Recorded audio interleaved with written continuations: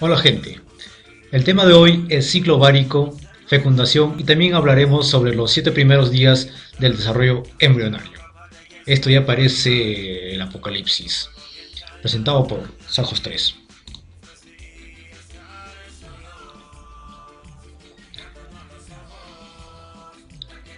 Y día 28. Y así comienza el ciclo ovárico. Las dos hormonas que intervienen en el ciclo ovárico son la folículo estimulante y la hormona luteinizante. Estas producen cambios cíclicos en el ovario, cambios como el desarrollo de los folículos, la ovulación y la formación del cuerpo lúteo. Mientras que en el ciclo uterino también participan dos hormonas, la hormona progesterona y los estrógenos.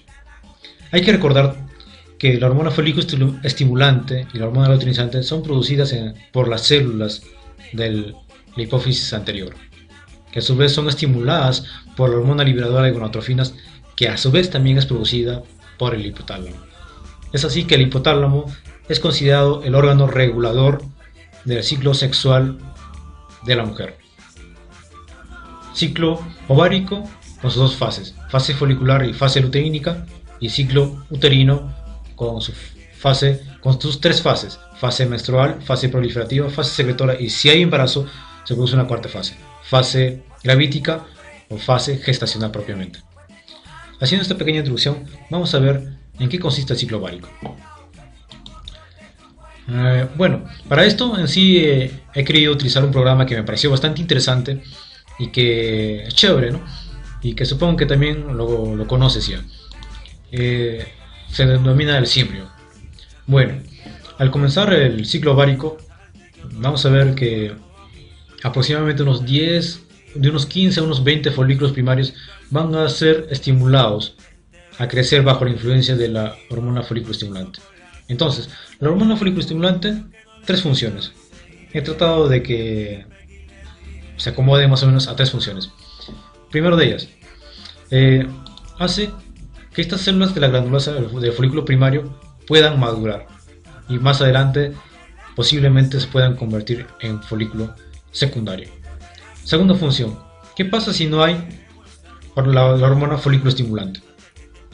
Entonces no hay maduración de células granulosas, claro, pero el folículo primario comienza a degenerar, comienza a morir, formando después lo que se denominan cuerpos atrésicos. Y tercera función, la hormona folículo estimulante no es necesario para el desarrollo de los folículos primarios, del folículo primordial hacia el folículo primario, pero sí es necesario para la supervivencia de este folículo primario. También hay que aprovechar en que el folículo primario, las diferencias entre el folículo primario y el folículo secundario. El folículo secundario presenta un antro y además las células que rodean a las células granulosas se han diferenciado ya en teca externa y teca interna. También estas células de la granulosa son importantes productoras de hormonas, como por ejemplo son los estrógenos. Pero más adelante, cuando se formen cuerpo lúteo, van a generar lo que son la progesterona. Veamos. Las células granulosas y las células de la teca van a producir o elaborar los estrógenos. Y los estrógenos, tres funciones. Principalmente los estrógenos actúan en el útero. Y recordando que el útero tiene tres capas, el endometrio, el miometrio y el perimetrio, actúan a nivel del endometrio haciendo que entren en fase folicular. Además, generan también fluidez en el moco cervical. Esto para que los espermatozoides se puedan movilizar con mayor facilidad. Y tercero, estimula a la hipófisis a la producción de la hormona luteinizante. Entonces, la hormona luteinizante tiene una alza, una elevación a nivel o en la mitad del ciclo ovárico, a nivel sanguíneo, hay una alza. Entonces, la hormona luteinizante, tres funciones. Entonces, actúa a nivel del factor promotor de la maduración. Quiere decir que esta célula, el ovocito, está en meiosis 1 y termina la meiosis 1 y se convierte en meiosis 2. Pero se detiene en metafase del meiosis 2, 3 horas antes de la ovulación. Y luego, segunda función, la estimulación o la producción de progesterona por estas células del estroma folicular.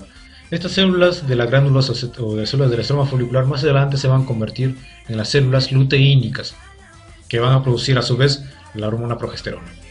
Y tercero, provoca la ruptura folicular y la ovulación. ¿Cómo es que lo hace? Veamos.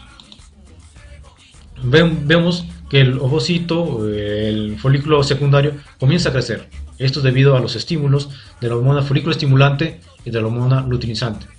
Hay que recordar que en el ciclo ovárico no solo actúa una hormona, no solo actúan dos hormonas, sino actúan varias hormonas en conjunto. Pero sabemos que en especial en esta fase de la ovulación hay una elevación importante de la hormona luteinizante, lo cual va a haber un aumento de la colagenasa.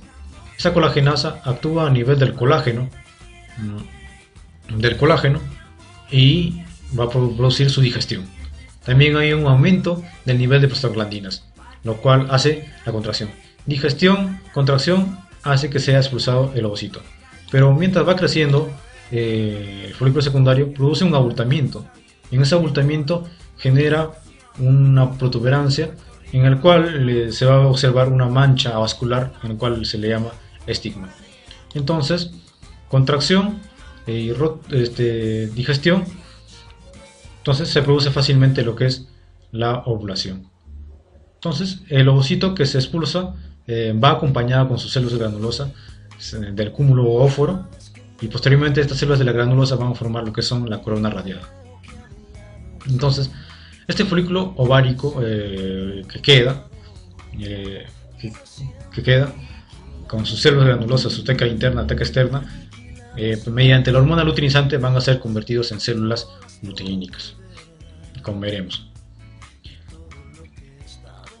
Pero horas antes de que se produzca la ovulación, ya las fimbrias de la trompa uterina han alcanzado a cubrir gran parte del ovario y posteriormente van a ser captadas, el ovocito va a ser captado por estas fimbrias.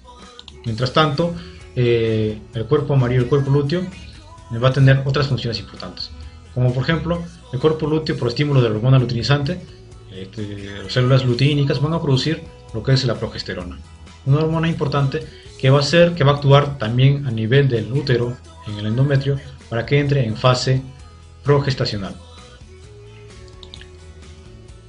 Entonces, de aquí suceden dos cosas, ¿no? Dos cosas. A que este ovocito es fecundado o no. En el caso de que sea fecundado, posteriormente formará huevo cigoto y posteriormente formará unas células del sincítio trofoblasto. Estas células del sincítio trofoblasto generan una hormona importante, la gonadotrofina coriónica humana. Esta hormona gonadotrofina coriónica humana actúa a nivel del cuerpo lúteo, impidiendo a que se degenere. Entonces, como impiden que se degenere, el cuerpo lúteo sigue produciendo la hormona progesterona. Sigue produciendo la hormona progesterona. Pero esto lo hace solamente hasta el cuarto mes. De ahí, la que produce la hormona progesterona va a ser la propia placenta. Entonces, ¿qué sucede si nosotros sacamos el cuerpo lúteo antes del cuarto mes en la mujer embarazada? Entonces lo que vamos a producir es un aborto. El otro caso es que no se produzca la fecundación. Por lo tanto, no va a haber huevo cigoto, no va a haber producción de células del sincítio trofoblasto, que luego lo explicaremos qué es, y luego tampoco va a haber secreción de la hormona gonadotrofina coriónica humana, y tampoco va a haber mantención del cuerpo lúteo, y como no hay mantención, este cuerpo lúteo va a comenzar a degenerar. Hay menor producción de progesterona, y por lo tanto vemos que menor producción de progesterona y se viene pues el flujo menstrual. Así termina esta primera parte, esta primera de la historia, pero aún continúa. Veamos cómo. ¿Qué cosa podría arruinar esta obra de arte? A ver, aquellos observadores. A ver, veamos. Ya veo qué es.